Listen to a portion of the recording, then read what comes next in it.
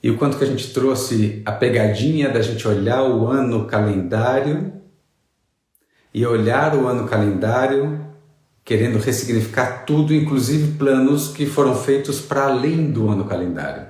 O que eu quero dizer com isso?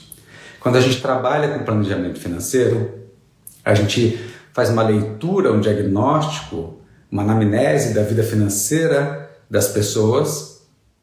E a gente faz essa leitura de como é que está hoje, de como é que veio o passado, de quais são os projetos e necessidades futuras e desenha uma rota. Então imagine isso.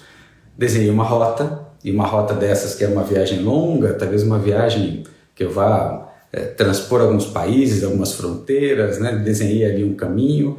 Claro que no meio, né, desse trajeto eu posso ter algumas adversidades, eu posso ter uma surpresa que me faz ficar um pouco mais num lugar, mas o meu destino, de alguma maneira, aquilo que eu gostaria de fazer, a grande rota traçada, estou trazendo uma analogia aqui para essa conversa que nós tivemos na segunda-feira, ela em teoria não mudaria. O tempo da viagem, quanto tempo duraria essa viagem nessas férias, ou seja lá o que um ano sabático, né?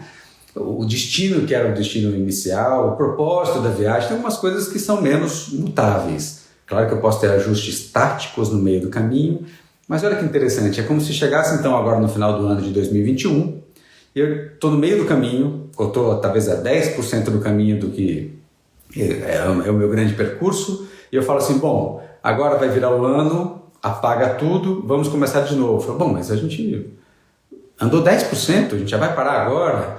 Por quê? Bom, porque vai mudar o ano. Bom, mas o ano que vai mudar, o ano calendário, como disse o Jim, o ano calendário faz mudar o meu plano, faz mudar o meu propósito dessa viagem, faz mudar tudo isso. Então, muito interessante a gente pensar o que pode fazer com que eu mude, né? E também para eu lembrar o que eu não deveria mudar. Talvez os meus valores, talvez o meu propósito, talvez aquilo que eu desenhei como projeto para mim, eu deveria manter.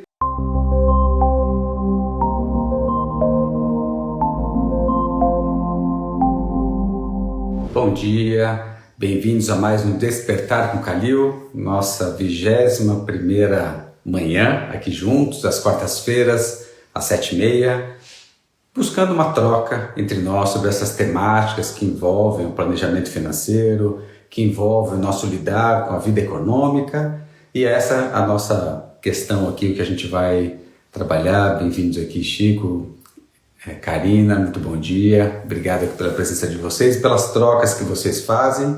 E queria começar, bom dia também, Andréa, agradecendo a Andréa Crasser e também ao Flávio Paulino pelos comentários sobre o nosso último encontro, não só de ter gerado boas reflexões que a Andréa trouxe aqui, mas também do Flávio, que ele trouxe então um paradoxo que ele fica de que a escassez é um excesso e de que também o excesso é a nítida escassez. E aqui dá um pano para a gente ter muitas discussões, e o Flávio sempre generoso com as trocas que ele traz aqui, com os comentários. Eu vou trazer um relato enquanto a gente aquece aqui os motores, e já convidando vocês, Fábio e Nil, que possam trazer as questões que vocês querem aqui discutir, a Angélica também, lembrando que aqui é um espaço vivo, ele nasceu então como espaço para atendimento ao vivo, uma troca aqui ao vivo, essa é a diferença. Então aquilo que está soando a vocês aí, tragam para cá, escrevam aqui nos comentários para a gente poder falar a respeito. Mas sobre o excesso ser a nítida escassez e a escassez ser um excesso, eu queria trazer talvez dois recortes que podem ajudar, então, talvez de pessoas mais abastadas do ponto de vista do que a gente poderia chamar do mundo econômico de ter um excesso, e pessoas que, se a gente olhar, no nosso olhar sempre leigo aqui, olhando então para uma comunidade mais desassistida, a gente diria que ali eles vivem na escassez. E olha que interessante, muitos dos que a gente poderia chamar assim, dos tratos de herdeiros, de que eu sou muitas vezes chamados pelos seus psiquiatras ou pelos seus psicólogos, psicanalistas, são pessoas que têm geralmente muitos recursos, mas abriram mão, talvez alguns já tenham me escutado falar disso aqui, abriram mão da vida em busca dos recursos, né? Olha o efeito que isso traz. Então, alguém que tem um excesso, talvez, de moedas, mas muito interessante, tem uma escassez, e aí eu vou deixar para as reflexões aqui que o Flávio nos convidou, escassez do quê? E ali é claro, né, para colocar aqui para todos vocês, tem escassez de afeto, tem escassez da vida social, tem escassez de conhecer ele próprio, porque ele ficou muito no mental, numa busca pela questão econômica, né, financeira, e isso trouxe uma escassez de outras coisas. E aqui eu já vou fazendo um convite para a gente pensar o que é abundante em nós, e aqui eu vou falar mais que abundante pode ter uma cena boa ainda, mas o que é excesso em nós e para nós, e o que vive escasso para nós, lembrando que a gente está chegando no final do ano e vai essas reflexões do que tem excesso e escassez para cada um de nós, né? E agora uma outra cena que eu queria trazer então numa comunidade aparentemente desassistida, uma comunidade nessa que ficava ali na Amazônia, em que eles não tinham energia elétrica e não tinham água potável. E ali era o nosso olhar de que aquelas pessoas precisavam de recursos, tinha uma escassez de recursos. Bom, tinha energia elétrica, não tinha água potável, então precisavam de muitas coisas. Esse era o nosso olhar de fora, absolutamente julgador, pré-julgamento, até que a gente chega ali e com essa então oferta de como é que a gente pode fazer nessa inclusão socioeconômica, que era um pouco da tônica do projeto, fazer com que eles tivessem aquilo que lhes faltava. E para nossa surpresa, eles diziam que apesar de não ter energia elétrica, e lembrei do terceiro ponto que eles não tinham água potável, não tinham energia elétrica, não tinham assistência médica, posto de saúde. E eles diziam que preferiam continuar sem energia elétrica, sob o risco de quando surgiu a energia elétrica, também surgiram junto os barulhos, os ruídos, que tem a ver com tudo isso, que é um repertório que de repente os desconectava com a natureza, lembrando que eles vivem na Amazônia. E o segundo ponto, que a gente perguntava então de como é que eles viveriam, né, sem a assistência que a gente conhece da saúde, ofertando um posto de saúde, uma possibilidade dessa inclusão, e a resposta que a gente teve, e aí foi de um ancião dali, de que a comunidade vizinha deles, quando chegaram as pessoas de branco, a equipe de saúde, e começaram a trazer os comprimidos, como eles diziam, ele, ancião, que sabe para o meio da mata e sabe resolver os problemas de saúde da sua comunidade, ele perdeu 2 vezes a função. Primeiro, que quando surgiram os comprimidos, segundo as falas deles, a mata deixou de ter função. Então ela não funcionava mais para aquilo que eles sempre conseguiram ter como métrica ali de solução, né? E aqui, Marina chegando, médica para acompanhar isso que eu estou falando aqui, dando um exemplo, Marina de uma visita numa comunidade da Amazônia, que a gente olhava a escassez, e uma escassez que a gente identificou ali era a falta de um posto de saúde, e eles diziam que preferiam, então, buscar na mata, na natureza, aquilo que solucionava com chá e outras coisas para eles, e que de repente também, o segundo ponto que ele nos trouxe, é que a função dele era transmitir o conhecimento dele para as próximas gerações. E a partir do momento que chegaram as pessoas da área da saúde, ele também perdeu o papel dele dentro da comunidade. E interessantíssimo, da nossa lente, de achar que um tem excesso, meu primeiro exemplo aqui, de um jovem promissor, executivo, que juntou muito dinheiro e a escassez que ele tinha de afeto, de vida social, e no outro caso, onde a gente achava que existia ali, na verdade, uma escassez, na verdade tinha um excesso de natureza, de coisas, enfim, ali ao redor, e que a gente não via, né? Então, o que a gente não vê? A gente vê o excesso de dinheiro de algumas pessoas, talvez, na nossa leitura, mas a gente não vê a escassez que está no outro. Enxergamos a escassez de uma comunidade, mas não enxergamos tudo aquilo que eles têm, como vou chamar agora, como riqueza, né? E se a gente agora olha, não só para nós, mas para aqueles que nós atendemos, assistimos, acompanhamos, convivemos, será que a gente só não olha aí numa medida mais complexa, no excesso que tem do outro, né? O excesso da beleza do outro, o excesso daquilo que dá certo para o outro, e talvez eu não enxergue a escassez que vive naquele outro. E aí eu deixo a reflexão para cada um dos que estão aqui acompanhando ao vivo e também acompanhando aqueles que vão assistir depois. O que são os excessos em você? O que a gente poderia chamar de escassez em cada um de nós, né? O que faltou para mim nesse 2021? Faltou no sentido não da falta, mas de fato do que ficou escasso, de que talvez tenha investido muito pouco, E o que talvez eu tenha investido demais, que virou um excesso no final das contas. E claro que o equilíbrio é um estado não tão simples da gente alcançar, mas a busca talvez, né, Jim? A busca pelo equilíbrio que nos convida de algum modo a tentar temperar um pouco o que a gente poderia chamar, o que foi no nosso tema da live anterior, a escassez e os excessos, né? O excesso como alguma coisa que talvez esteja a mais do que a gente precisa e a escassez do que está um pouco a menos do que a gente deveria ter. E aqui eu quero trazer e convidar para a nossa reflexão afeto, vida social, a vida do trabalho, o cuidado conosco mesmo, seja com as nossas terapias, seja um cuidado de autoobservação, um autocuidado, de alimentação, de fazer alguma prática física, enfim.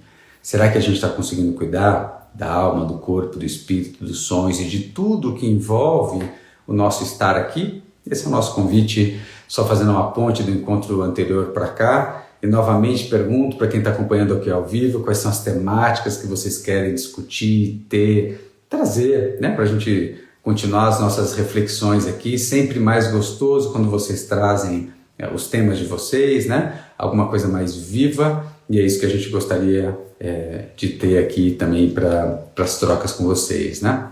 Enquanto eu tomo um gole d'água, escrevam aqui. O que vocês gostariam de discutir hoje? Claro que sempre que a gente vem para um encontro como esse, a gente vem com algumas temáticas, com algumas provocações, alguma coisa que a gente gostaria de trazer exatamente para nos fazer refletir sobre o momento que a gente está agora. E aqui talvez um ponto, vou ampliar aqui uma conversa que eu tive com o Jim, que está nos acompanhando aqui ao vivo, nessa segunda-feira, no encontro que a gente fez. E o quanto que a gente trouxe a pegadinha da gente olhar o ano calendário e olhar o ano calendário querendo ressignificar tudo, inclusive planos que foram feitos para além do ano calendário. O que eu quero dizer com isso? Quando a gente trabalha com planejamento financeiro, a gente faz uma leitura, um diagnóstico, uma anamnese da vida financeira das pessoas. E a gente faz essa leitura de como é que está hoje, de como é que veio o passado, de quais são os projetos e necessidades futuras e desenha uma rota. Então imagine isso. Desenhei uma rota, e uma rota dessas que é uma viagem longa, talvez uma viagem que eu vá transpor alguns países, algumas fronteiras, né? Desenhei ali um caminho.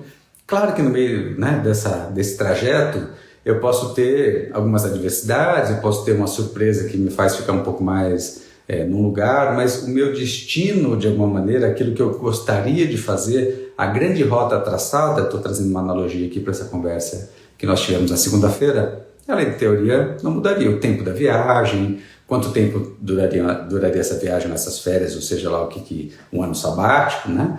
O destino que era o destino inicial, o propósito da viagem, tem algumas coisas que são menos mutáveis. Claro que eu posso ter ajustes táticos no meio do caminho, mas olha que interessante, é como se chegasse então agora no final do ano de 2021, eu estou no meio do caminho, eu estou talvez a 10% do caminho do que é o meu grande percurso, e eu falo assim, bom, agora vai virar o ano, apaga tudo, vamos começar de novo. Eu falo, bom, mas a gente andou 10%, a gente já vai parar agora.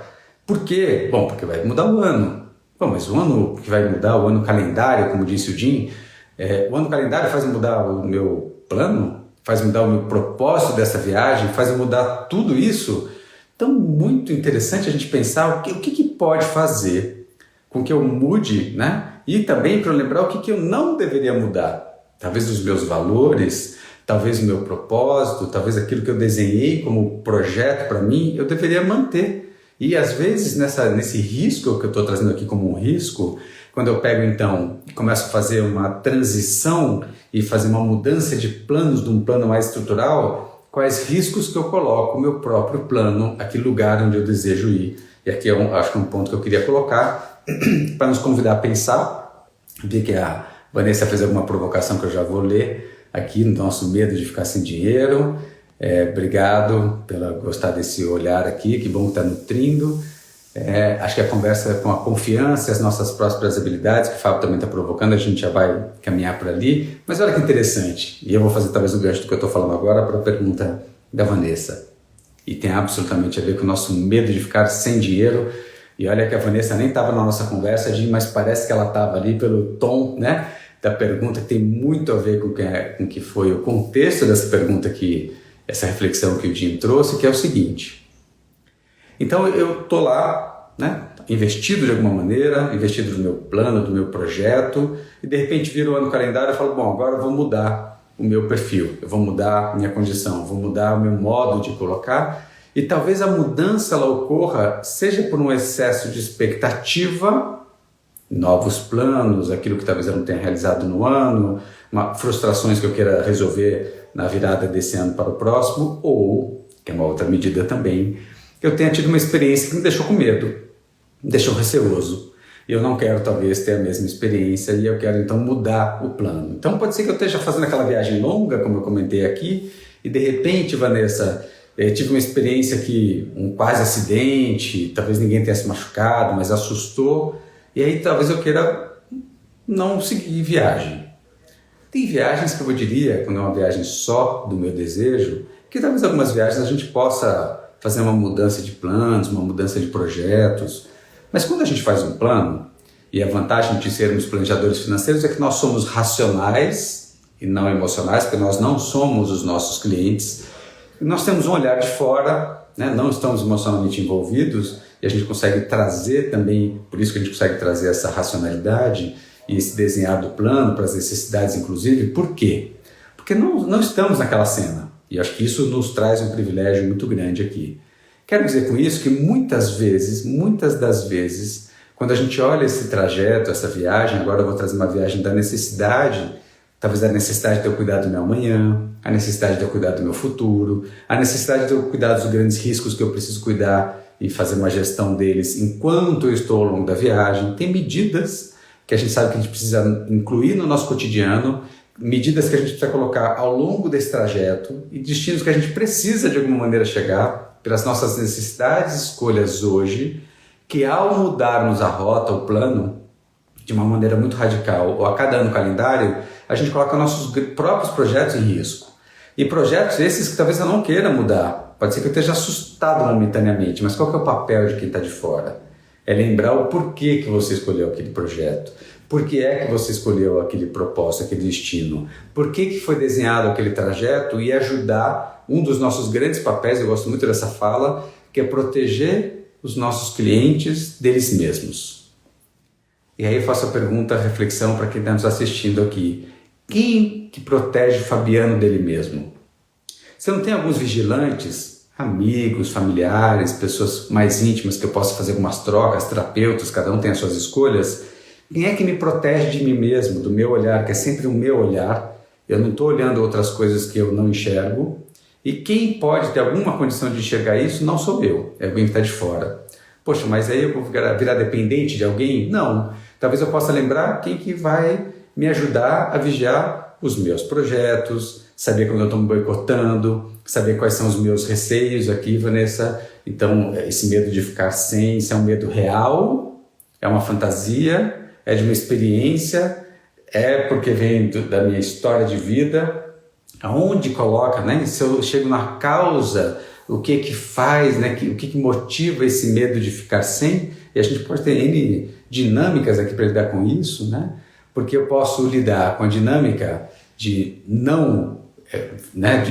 O jeito de eu não ter o risco de ficar sem dinheiro, eu acabo com dinheiro logo, tenho uma vida muito espartana, muito simples, é uma maneira de eu já me proteger, de eu já me defender. Esse é um meio, é uma possibilidade, ela existe, pode ser implementada para qualquer um de nós. Na outra eu tenho um excesso. Então eu posso viver em escassez, porque daí eu vou precisar de menos, aí esse risco ele diminui, teoricamente, pelo menos simbolicamente para mim. E a outra eu posso ter um estoque, tio Patinhas, de moedas que entendo, ainda que tenha um sofrimento, um estresse para cuidar daquilo ali, pode ser uma maneira que eu entenda que isso pode me proteger, né, de alguma maneira, pode proteger de uma possibilidade de faltar. Mas vamos lembrar o que seria falta para cada um de nós? E a Karina aqui ela faz uma provocação, pense nisso, precisamos de um planejador para chamar de nosso, isso eu acho que é um caminho muito bacana, né? A consequência das nossas escolhas, Fernando coloca aqui então, que também é uma possibilidade, né? Como é que a gente coloca e lida, né, com as consequências das nossas escolhas e coloca alguma pessoa, alguém, né, como a Karina colocou, um planejador na nossa vida e alguém que possa nos ajudar a seguir, né, traçar e seguir com esse plano Porque os maiores boicotadores da nossa própria vida somos nós, né? Então, quem boicota a minha atividade física, quem boicota os meus laços afetivos, minha vida social, somos nós mesmos, né? E por isso que a gente precisa, ter uma autoobservação, um autoestudo, 2, entender as causas dessa falta, e aqui que eu queria ficar um pouco na falta, esse medo do faltar, né? Medo e falta, aqui pode ser uma dinâmica, duas temáticas interessantes para a gente seguir, e a outra, que são então agentes externos, e externos podem ser, de novo, como eu disse, parentes, amigos, terapeutas, planejadores, pessoas que me ajudam a enxergar certas cenas da minha vida de uma outra perspectiva. Eu acho que isso de tempos em tempos pode nos ajudar, sim, a gente entender nossos pontos cegos de alguma maneira e seguir nosso trajeto. Agora, olha que interessante, né? Quando eu coloco o medo da falta, então vamos pensar que o medo aqui já é um sentimento e eu preciso pensar o que essa falta, que é o que vai motivar esse sentimento, né? Que momentos foram esses que eu vivia falta? Em planejamento financeiro, com o olhar humanizado que a gente faz aqui, a gente investiga isso, né? De entender, claro, com gentileza, com cuidado, com diferentes caminhos, o contexto familiar que essa pessoa veio, o contexto familiar que talvez o sócio ou sócia afetiva tenham vindo, para entender o que pode ter gerado isso. A gente busca compreender a biografia humana, o que ela viveu desde do desembarque dela aqui na Terra até esse momento que ela está na nossa frente, o que ela veio vivendo, né? Que escolhas que ela teve de trabalho, que escolhas afetivas ela fez, porque o que motivou a escolha profissional dela, o que motivou a escolha de relacionamento dela, o que motivou o estilo de vida que ela tem hoje, o que ela ouvia e assistia sobre trabalho, sobre dinheiro. Era uma vida que ela assistiu de tomada de crédito, de uma vida endividada, de uma vida de fato de falta ali que ela vivenciou, e a falta pode ser a falta afetiva dos pais, pode ser uma falta de carinho, uma falta de presença, uma falta de atenção, uma falta de dinheiro, uma falta de alimentos. Não sei qual foi a falta, mas e também não me compete saber, que não é para minha curiosidade saber da falta, mas qual foi a falta que o outro viveu e como é que ele reagiu àquilo naquela época, como é que ele lida com isso, com a falta nos dias atuais, e a gente poder ajudar a pessoa a visitar as suas próprias origens, aquilo que motiva ela a estar como está, ser como está, né, de alguma maneira, e com isso a gente começar a ter essa percepção, bom, o que faz com que eu tenha como é que eu reajo quando algo me falta, né? Pode ser numa cena de abandono, pode ser numa cena de fato de não querer mais viver aquilo que foi uma experiência ruim, e às vezes ao revisitar, essa sensação ela diminui e fala, bom, isso aconteceu naquela época, faz 30 anos que eu não tenho nada nem parecido com isso, eu tenho um contexto hoje que me acolhe, que cuida, eu tenho uma rede de apoio e fraterna ao meu redor, eu tenho uma condição de vida que eu consigo ter repor o meu trabalho, a minha renda, e mesmo que ela viesse a faltar, eu tenho outras pessoas aqui que me assistem, que me apoiam. Então talvez aquele fantasma da falta, talvez ele não seja tão grande quanto eu imaginava, que talvez eu não tenha revisitado ela, pode ser um caminho.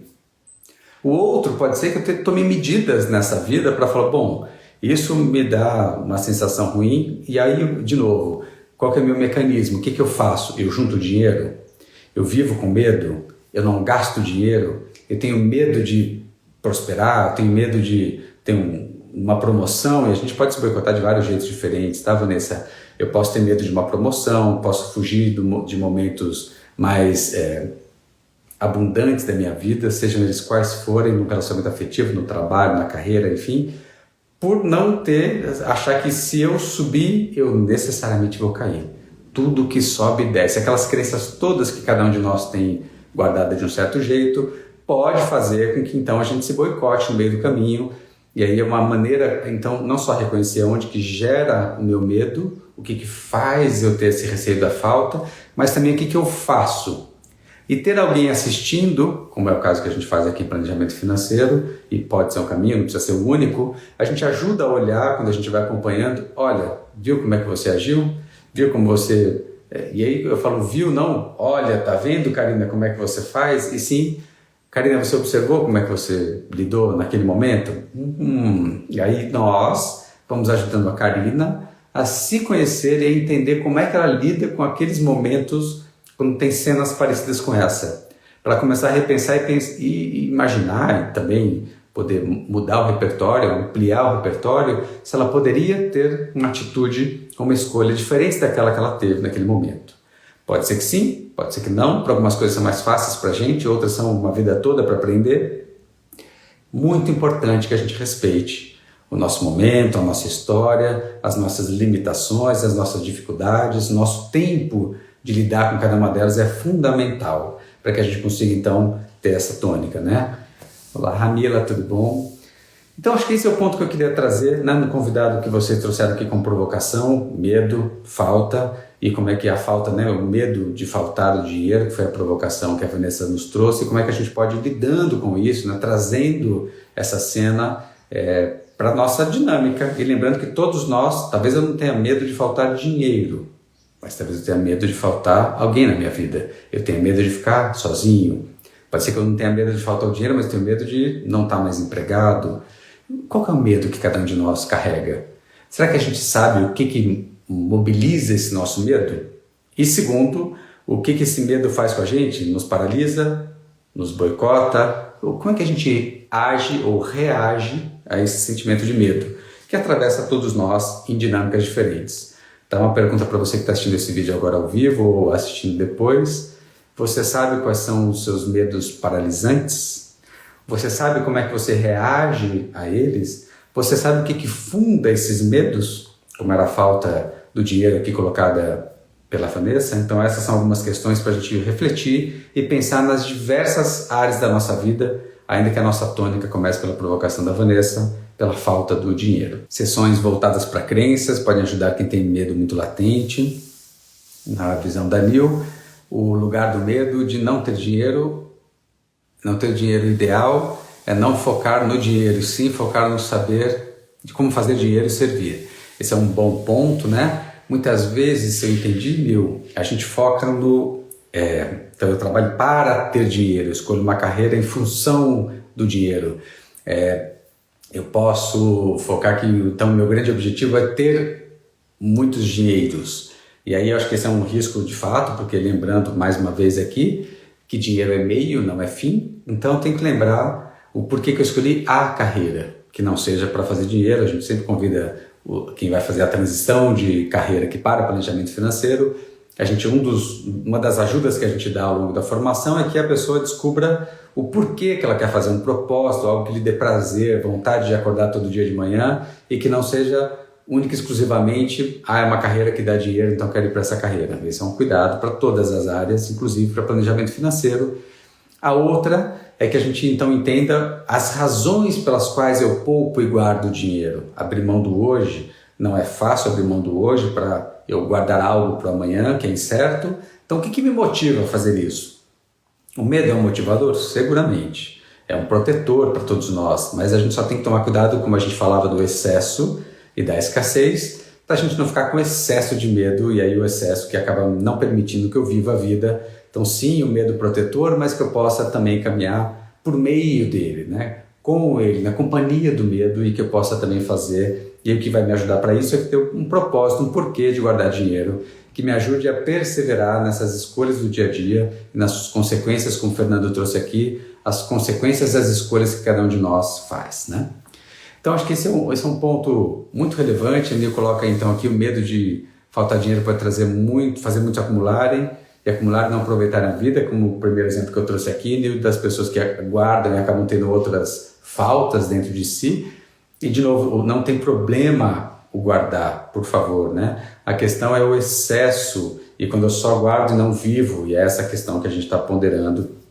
A gente já ponderou isso em outras temáticas. Quando eu guardo demais e acabo deixando de viver a vida, ou vivo demais a vida hoje e acabo não pensando no amanhã. Encontrar, a busca deste equilíbrio, eu diria que é um lugar para a gente encontrar, né? Não é simples, todos nós sabemos os desafios que cada uma das áreas gera para todos nós. Então a gente sempre convida aqui para quem tem conforto com as questões econômicas, que pense nas questões afetivas, que está com conforto nas questões afetivas, pense nas questões sociais, emocionais, físicas. Todas as áreas da nossa vida têm que caminhar de alguma maneira nessa busca de um equilibrar, e o auto-observar sempre vai nos ajudar nisso, né?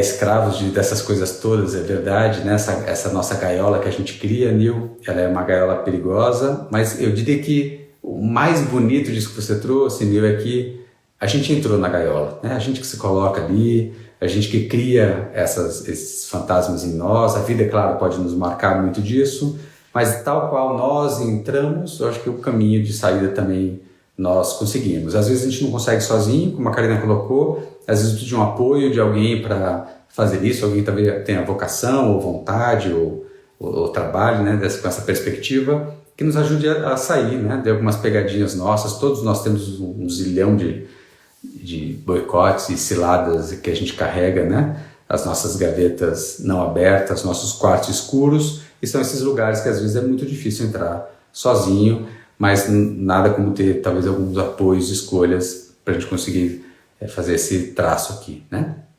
Queria aproveitar esse momento aqui final, a gente está partindo para a questão final, para o momento final, a não ser que a gente tenha uma outra provocação de vocês aqui. Eu queria convidar quem está acompanhando que amanhã, quinta-feira, às 19 horas, a gente vai ter um encontro, uma live aqui no horário diferente do que a gente costuma fazer. É uma live, eu comentei no encontro anterior sobre a nossa formação, que a gente abre. Agora as inscrições estão abertas, já as inscrições para a turma 2022 da formação em planejamento financeiro pessoal com esse horário humanizado que a gente traz aqui na escola. Então eu vou estar com a nossa equipe, o Alexandre, a Adriana e a Angélica, para amanhã contar um pouco dessa formação, as novidades desse ano de 2022 que a gente traz para a formação, que a gente teve algumas mudanças significativas, importantes, impactantes para quem vai fazer a formação, e também é um momento para a gente tirar dúvidas, para o que vocês, enfim, para quem tiver esse interesse. Então, se vocês que estão assistindo aqui têm interesse ou conhecem quem esteja nessa busca de uma nova carreira, com propósito, com significado, amanhã, quinta-feira, às 19 horas aqui no Instagram, a gente vai fazer uma live para falar tirar as dúvidas, né, e contar mais da formação Turma 2022. Tem mais informações no link aqui na bio. Agradeço sempre vocês aqui pela companhia ao vivo pelas manhãs, é sempre gostoso dessa troca, as provocações. Obrigado, Vanessa, Nil, Fábio, pelas provocações que vocês trouxeram, e também André e Flávio pelos comentários que vocês fazem depois, que às vezes nem todo mundo consegue assistir aqui pela manhã, assiste depois e faça os comentários. Convido os comentários nos ajudam a entender o tom, onde que a gente vai caminhando, o que vocês vão querendo, o que faz sentido para vocês, e assim a gente vai encontrando um melhor jeito de fazer, ter prazer aqui, ter coisas boas aí também para vocês, e que essa troca siga sendo nutritiva para ambas as partes. Agradeço demais uma vez a companhia, para todos vocês uma ótima semana. Quem puder estar amanhã às 19 horas, um prazer, ou então até a nossa próxima quarta-feira. Obrigado.